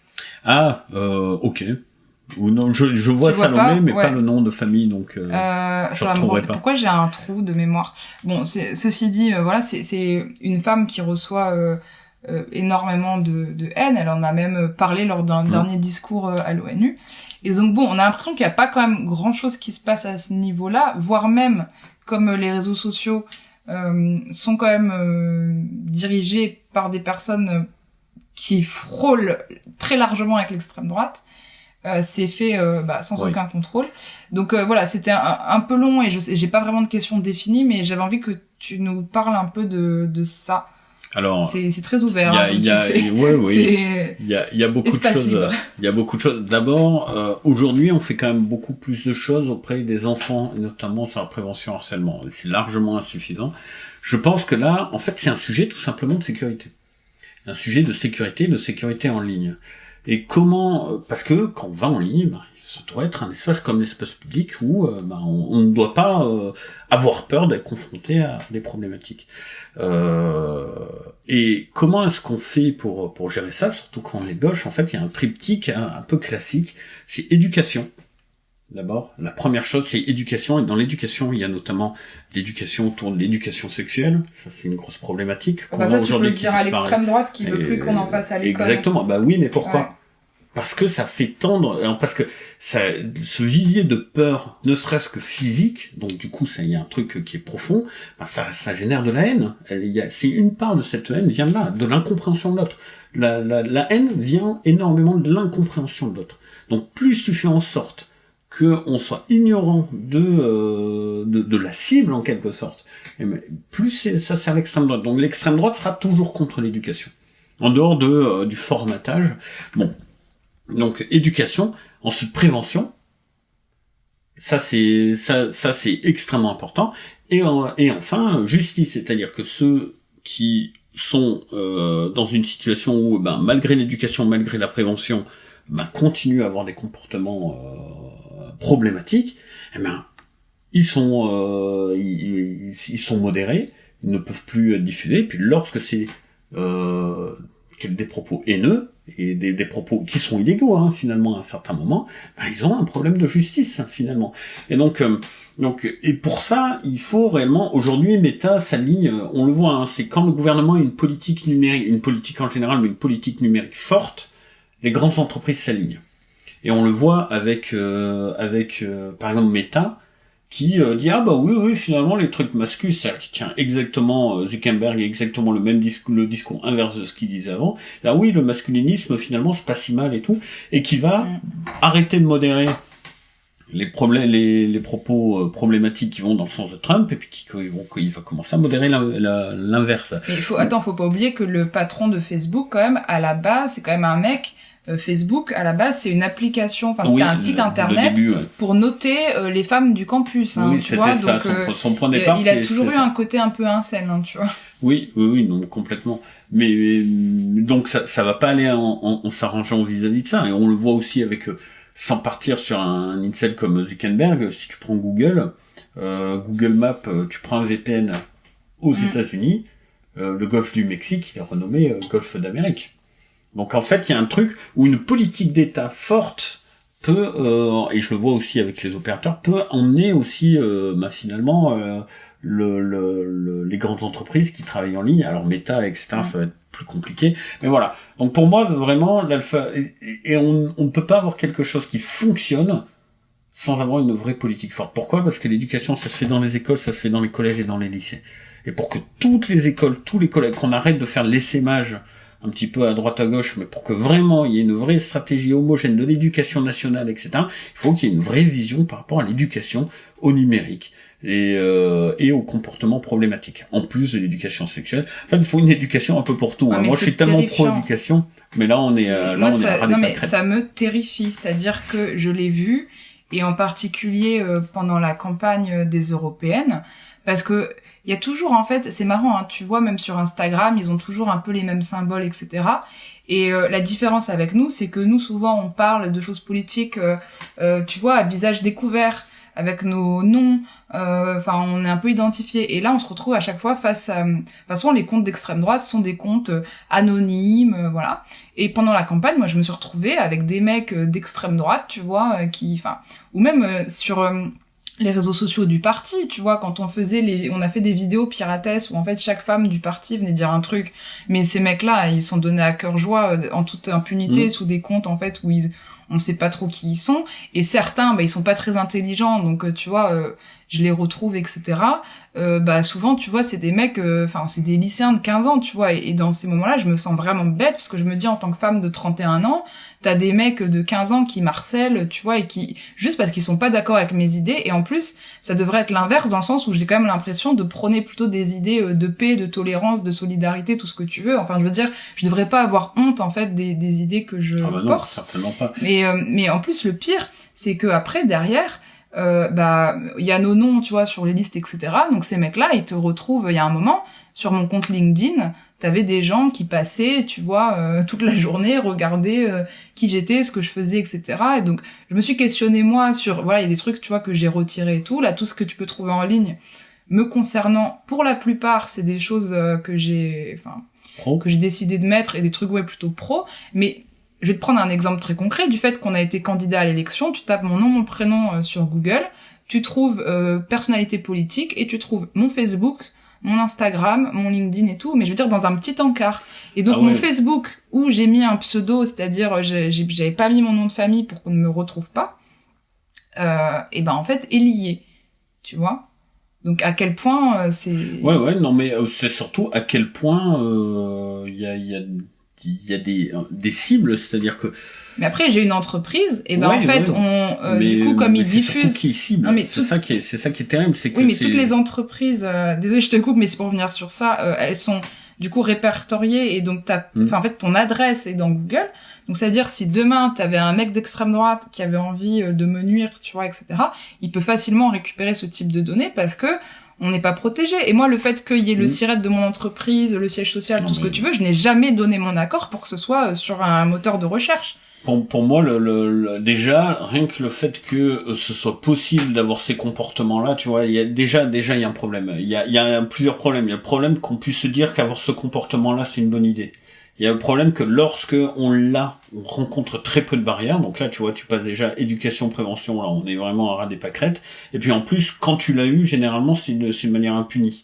Donc là, tu vois, là, tu te rends compte qu'il y a vraiment pas de vision autour de ça. Et puis surtout, c'est toujours les mêmes cibles. C'est-à-dire que moi, je n'ai jamais eu ce problème-là. Pourtant, au niveau de l'exposition. Parce que t'es un homme. Parce que je suis un homme, parce que je suis grand, parce que je suis barbu, parce que ce que tu veux. Mais effectivement, il y a un truc où il s'auto-désigne des cibles, et il décide que, c'est sur cette personne-là qu'ils vont cogner le plus fort. J'essaie d'éviter de dire des gros mots, mais là, la fille dont je te parlais, justement, est une personne qui a subi un cyberharcèlement de la part de l'extrême droite, où en fait, elle a juste participé à une manifestation de gauche, et ils avaient fait des photos de la manifestation, bon, j'en sais rien, ils ont réussi à l'identifier, et ensuite, elle a été harcelée sur Avignon pendant plusieurs années. Et ça a été dramatique. Ouais. Elle a juste participé à une manifestation à visage découvert, tu vois. Non, et eux, ils font des manifestations tout en noir, machin, cagoulé, tu sais, ça va être des trucs un peu tu peux être sûr que les gens qui se planquent, justement, jouent avec l'identité des autres. Parce que là, il y a un truc, au niveau, à ce niveau-là, effectivement. Mais voilà. Mais même, voilà, il y a des désignations, un petit peu de cibles. Je sais pas ce qui je connais pas tous les critères qui le motivent, parce que je connais aussi des femmes en politique qui sont très exposées et très engagées, et qui ne rencontrent pas de ce problème, et je connais des hommes qui le sont, et qui rencontrent vraiment des caisses de ces problèmes-là. Donc ils ont des critères, apparemment, et le plus grave, et c'est pour ça, quelles que soient les personnes qui ciblent, c'est qu'ils se sentent autorisés de le faire. Et en fait, ça ne devrait pas exister. On devrait agir contre le fait que ça puisse exister. Il est là le truc, c'est que se contenter de leur taper dessus, même légalement. Imaginons que l'État demain dise voilà, on va mettre en prison tous ceux qui font du harcèlement en ligne. Le truc, c'est que pour moi, la répression, c'est l'aveu d'échec. C'est-à-dire, c'est quand on arrive au point où on a vraiment tout essayé. Là, voilà. Et ça doit être marginal. C'est-à-dire, la répression, ça doit pas être l'alpha et l'oméga de la sécurité. Ça doit vraiment être l'alpha et l'oméga, ça doit vraiment être autour de l'éducation, de la prévention. Ça doit être toutes ces choses qui fait que, finalement, tout le monde a bien conscience que c'est pas normal, que tout le monde, lorsqu'il dépasse les bornes, il se retrouve face à des interlocuteurs qui disent, qui t'aident à reprendre tes repères, mais aujourd'hui on a aucun de ces triptyques. On fait des choses sans y avoir jamais été sensibilisé et en totale impunité, donc c'est du grand n'importe quoi. Mais toi qui as 2 pré-ados, est-ce que t'en parles avec tes enfants, et si un parent nous écoute, qu'est-ce que tu conseillerais, ou Alors, qu'est-ce que je conseillerais ? Déjà, j'ai un garçon qui a eu un petit peu des difficultés, qui a été un petit peu. Alors, ça avait pas encore basculé dans le harcèlement, mais on va dire qu'on lui cassait pas mal les pieds. Ce qu'il y a, c'est que moi, j'ai vécu beaucoup de harcèlement quand j'étais petit, donc j'étais armé pour lui dire un petit peu comment réagir, comment faire, et notamment par l'exemple. C'est-à-dire qu'il y a j'avais trouvé 2-3 petites choses qui montraient un petit peu des réactions là-dedans. Et c'est pas un conseil que je donnerais d'essayer de donner trop de conseils à ses enfants, sauf si vous l'avez vécu et que vous en êtes sorti vous-même. Mais si vous ne l'avez pas vécu, ou si vous l'avez vécu mais que vous n'avez pas trouvé de solution, donner des conseils, c'est pas forcément la bonne chose, du genre tu les ignores, tu fais comme s'ils existaient pas, etc. Tout ça, c'est quelque chose qui est très dur. Mais en somme, c'est expliquer un petit peu, c'est expliquer à cœur ouvert ma vision du rapport homme-femme, de la sexualité même, des choses, même s'ils sont assez jeunes, alors avec les mots qu'il faut, du respect de l'autre. Quand on sent que ça déborde et que ça va justement dans la direction du harcèlement, vraiment hausser le ton de manière très sérieuse et faire comprendre que là c'est un truc sérieux. Ne pas dédramatiser. Toutes les réflexions de c'est normal c'est des filles ou c'est normal c'est des garçons, éviter au maximum. Parce qu'en fait ça normalise des comportements, ça les rend ou c'est normal c'est des enfants, des choses comme ça, ça légitime un comportement qui n'est pas forcément adéquat. Il y a des comportements qui sont acceptables et des comportements qui sont inacceptables. Et c'est pas une question de genre, c'est pas une question d'âge, c'est pas une question de situation, c'est une question de cadre. Il faut que ce cadre soit bien défini et clair. Il faut surtout que ce soit clair. Et moi c'est un petit peu comme ça que j'ai vu, et du coup pour le moment j'ai l'impression que les choses se passent bien, et puis ils ont eu cette éducation là, et ils ont le sentiment que si jamais ils faisaient des choses graves, parce que je considère le harcèlement comme quelque chose de très grave, bah ça va claquer fort, quoi. C'est-à-dire qu'ils vont pas rentrer à la maison avec papa qui dit ah bah oui c'est normal, vous êtes des garçons, vous cherchez ou des trucs comme ça va pas bien se passer. Donc ouais. Et ça c'est important, c'est le cadre clair, définir ce qui est acceptable et inacceptable et sortir des stéréotypes et ne jamais justifier ou normaliser un comportement qui est inacceptable. Ça c'est hyper important. Et ça c'est bien qu'on commence à en parler parce que je pense que ma génération et la tienne on a grandi quand même pas trop avec ces questions là quoi. Ah bah moi j'ai grandi avec c'est normal qu'on se bagarre dans la cour parce qu'on est des garçons. Ouais. Et j'étais dans un environnement justement où c'était pas forcément le genre de choses qu'il fallait normaliser quoi. Donc voilà. Et pour conclure, parce qu'on arrive sur la fin, je sais qu'on pourrait en parler des heures, mais ce que je te propose, c'est que je mettrai des ressources que tu pourras nous envoyer dans la newsletter du podcast que j'envoie à chaque épisode. Donc sur avoirlibre.substack.com pour ceux que ça intéresse. Mais je voudrais aller sur un dernier petit sujet, si on peut le faire assez rapidement, qui est les transports publics dans une ville comme Marseille. Je vais te dire pourquoi, parce qu'à chaque fois que je viens, je trouve que c'est vraiment la galère. Oui. Enfin, et le pire, c'est l'été, tu vois, quand tu veux aller à la Corniche ou machin.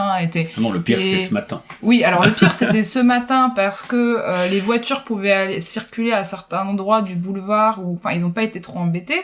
Par contre, les bus, non. Mais comment tu fais pour les personnes âgées, pour les personnes en situation de handicap, et surtout on n'était pas prévenus, il n'y avait pas d'affiche, tout ce que tu veux. Et comme j'ai dû marcher, moi, pour aller jusqu'au théâtre du Centaure, je me suis retrouvée, alors je sais pas par où je suis passée, j'étais à un moment au centre de formation de l'OM, après j'étais, je sais pas, et je me suis retrouvée dans des coins où en fait tu n'avais pas de trottoir, c'est-à-dire que j'étais entre deux murs sur une route, et j'ai eu peur, tu vois. Et je me disais, mais qu'est-ce que je fais là? Et je me rappelle, la première fois que je suis venue à Marseille, c'était en 2018, et il y a un mec que j'avais rencontré, il m'a dit, ici, t'es obligé d'avoir une voiture, sinon tu t'en sors pas et tout. Et je m'étais dit, tiens, bah, c'est quand même bizarre, tu vois, t'es à Marseille. Enfin, normalement, pour moi, en fait, tu devrais avoir Alors, je vais te donner mon utopie. Moi, dans ma tête, et j'aurais trop aimé en parler avec le maire de Bordeaux, d'ailleurs, qui n'a jamais répondu à mon invitation du podcast, mais en fait, je voyais une vision avec, si tu veux, des grands parkings en dehors des villes, un réseau de transport en commun extrêmement dynamique, etc. Parking relais. Oui, mais en fait, des parkings relais où tu peux, quand t'es propriétaire d'une voiture, mais encore faudrait-il que tu sois sûr qu'elle soit en sécurité, qu'on te la casse pas et tout. Mais par exemple, j'ai une voiture, quand j'habitais à Bordeaux, ma voiture, je payais un parking pour qu'elle y reste et que je la prenne une fois un mois sur deux, parce que soit je partais pas dans les Pyrénées, soit je partais un peu plus loin et tout ça, mais sinon, en fait, en ville, j'en ai absolument pas besoin parce qu'il y a un réseau de tram à Bordeaux qui fonctionne extrêmement bien. Ici, à Marseille, je comprends pas, déjà, il y a 2 lignes de métro qui quadrillent très très peu de la ville, donc en fait, ça te permet pas d'aller vraiment à tous les endroits, alors que c'est quand même très étendu. Et le réseau de bus, enfin, par exemple, l'été, tu veux aller au Goud. Pour aller au Goud, tu prends 3 bus qui sont surbookés, t'attends pendant 3 plombes, t'arrives au fin fond du truc. Pour monter tout en haut des Goudes, tu dois prendre une sorte de mini-bus, mais c'est une catastrophe. Ouais. Mais c'est comme ça pour tout. Et voilà, et t'as oublié de souligner le fait que le tram suit le métro. Mais en fait, je prends jamais le tram à Marseille parce que le métro carrément. Bah ça oui, a aucun intérêt. Non, mais c'est exactement pour ça que je le prends pas. Mais il y a une obscure raison que je pourrais donner dans la foulée, mais en introduction. Laissez-moi vous parler des merveilles du millefeuille administratif que j'ai déjà évoqué. Il faut savoir que pour des raisons de rationalisation des coûts, il a été décidé que la voirie et les transports en commun, ce sont une responsabilité de la métropole. Or, les élus métropolitains actuels ne sont pas en pacte de gouvernance avec nous, donc ne discutent pas vraiment avec nous de comment aménager les transports, etc. dans la ville, ce qui est un peu ballot, pas demander aux élus d'une ville comment est-ce qu'ils veulent que les transports soient déployés. Je rappelle que la métropole n'est pas un objet politique, mais un objet administratif. C'est-à-dire qu'en fait, il est censé soutenir les politiques des villes et avoir une certaine neutralité vis-à-vis de ça. Ce qui n'est absolument pas le cas à Marseille. Donc c'est la métropole qui est en responsabilité vis-à-vis de ça. Et on a pas mal de difficultés vis-à-vis de ça parce que leur vision n'est pas du tout la même. Leur vision, c'est vraiment la voiture, c'est important. les transports c'est à la marge. On a déjà entendu. Pardon, je te coupe, mais tu penses pas que les Marseillais sont d'accord avec ça? Parce que quand on essaye de faire la corniche piétonne, les gens ne suivent pas. Mais même, je trouve ça complètement indécent qu'il y ait des voitures sur le Vieux-Port. Le Vieux-Port, ça doit être piéton. On va mais revenir, ils sont complètement contre les Marseillais. On va revenir. Alors, quand on dit les Marseillais, c'est une généralité qui est un petit peu trop absolue, oui, je évidemment, trouve. Mais d'abord, on finit sur la vision, puis après on va parler justement des Marseillaises et des Marseillais. Donc leur vision, c'est quoi? C'est les transports. Déjà, c'est pas les transports qui se développent dans la ville. Ça, c'est une réflexion de Catherine Pila, donc directrice de la RTM. Ce ne sont pas les transports qui se développent dans la ville, mais la ville qui se développe autour des transports. Déjà, ça, c'est une vision qui est un peu spéciale. Quand tu prends la plus vieille ville du monde, elle va pas se développer spontanément autour des. C'est pas Brasilia, c'est pas une ville nouvelle, quoi. Bon. Et ensuite, il y a aussi la vision par rapport au tram, par exemple, ou la construction du métro, c'est la rénovation urbaine. C'est-à-dire là où ils mettent le tram, c'est les artères qui veulent rénover, pas là où les transports sont nécessaires. Donc déjà, il y a une vision où l'objet du développement du transport en commun, je trouve qu'il est assez faussé. Voilà, cela étant dit, donc on est plutôt pro effectivement transport en commun, gratuité des transports, gratuité générale comme à Aubagne. On a beaucoup de choses qui vont dans ce sens-là. Vis-à-vis des Marseillaises et des Marseillais, il y a quelque chose, on va dire un petit peu d'engrenage. C'est-à-dire que tu t'installes à la ville de Marseille. Tu sais que tu vas devoir payer pour aller dans des tunnels oui, à chaque fois. Mais tu sais surtout que tu pourras pas t'en sortir sans la voiture. Donc t'investis dans des voitures. Et tu prends tes habitudes dans la voiture. Et puis un jour, il y a des gens qui arrivent qui font non, finalement, la voiture, non seulement ça va vous coûter une blinde à utiliser et à garer, mais en plus, ça va vous servir à rien finalement. Et puis en plus, il va falloir changer toutes vos habitudes, etc. Ces transitions-là, elles sont jamais faciles. Elles sont jamais faciles quand tu as des habitudes qui sont ancré à ce point-là. Et moi, je peux le comprendre, et je le comprends. Une fois qu'on a équilibré sa vie sur une façon de faire, c'est pour beaucoup de Marseillais et de Marseillais qui sont sédentaires, hein, comme beaucoup de Français. C'est une transition qui est pas. Maintenant, quand on compare, j'ai l'élu donc Caroline de Strasbourg qui racontait, Caroline Zorn, élu pirate à Strasbourg aux universités et au numérique aussi, qui m'avait raconté que les collectifs anti-piétonisation et transport en commun à Strasbourg maintenant sont les plus actifs pour que ce soit maintenu au maximum et que ce soit même déployé au maximum. Pourquoi ? Parce qu'en fait, finalement, dans notre vie, on a besoin d'une certaine stabilité. Donc, une fois qu'il y a un mode de vie qui est installé et qui nous correspond, on a envie de le garder. Il y a un petit côté conservateur comme ça. On est naturellement tous assez conservateurs, quoi. Faut aussi l'accepter et l'admettre, hein, que c'est pour tout le monde un effort de passer à autre chose. Il y en a qui le font plus souvent que d'autres, donc ça nous paraît moins difficile, mais voilà, c'est quelque chose qu'on a en commun. Voilà. Je sais pas si tu avais plus de questions sur les transports, parce que on pourrait en parler pendant des heures, mais oui, on arrive à la fin, on arrive sur la limite d'1h30, mais c'était intéressant, et encore une fois, je pense que j'irai chercher des ressources et tu pourras m'en envoyer et que je compilerai ça sur la fin. Voilà, et puis en tout cas, on se voit à Lyon, hein, pour le week-end. Partie pirate. Tu sais ce qui va se passer pendant ce week-end, parce que moi pas du tout. Je sais même pas où je dors, tu vois. Non, Maud m'a dit, je te trouve un truc, tu vois. Mais d'accord. Moi, je vais venir on va venir à 3, hein, minimum, peut-être 4 avec aussi Emilia. Mais qu'est-ce qui s'y passe ? Plein de belles choses, hein, je vais dire, parce que effectivement, j'ai pas encore. Je me suis pas encore penché réellement sur ce qui va s'y passer. Je sais que ça va être cool. Donc du coup, en fait, j'y vais un peu les yeux fermés, quoi. Ok, écoute, on se voit là-bas. Et puis on poursuivra peut-être tout ça. Merci. D'ailleurs, mais non, puis j'ai hâte d'avoir les retours aussi de nos amis partisans. Ouais. Voilà.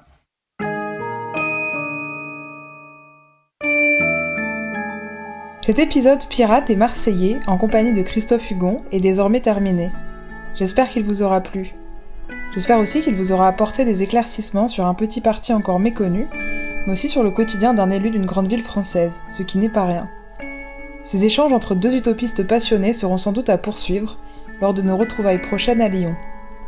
D'ici là, n'hésitez pas de votre côté à laisser une note ou un commentaire sur votre plateforme d'écoute favorite, à nous rejoindre sur Instagram ou à lire les ressources en lien avec l'épisode sur avoilibre.substack.com. Je vous souhaite un doux hiver et en attendant le prochain épisode, n'oubliez pas, engagez-vous.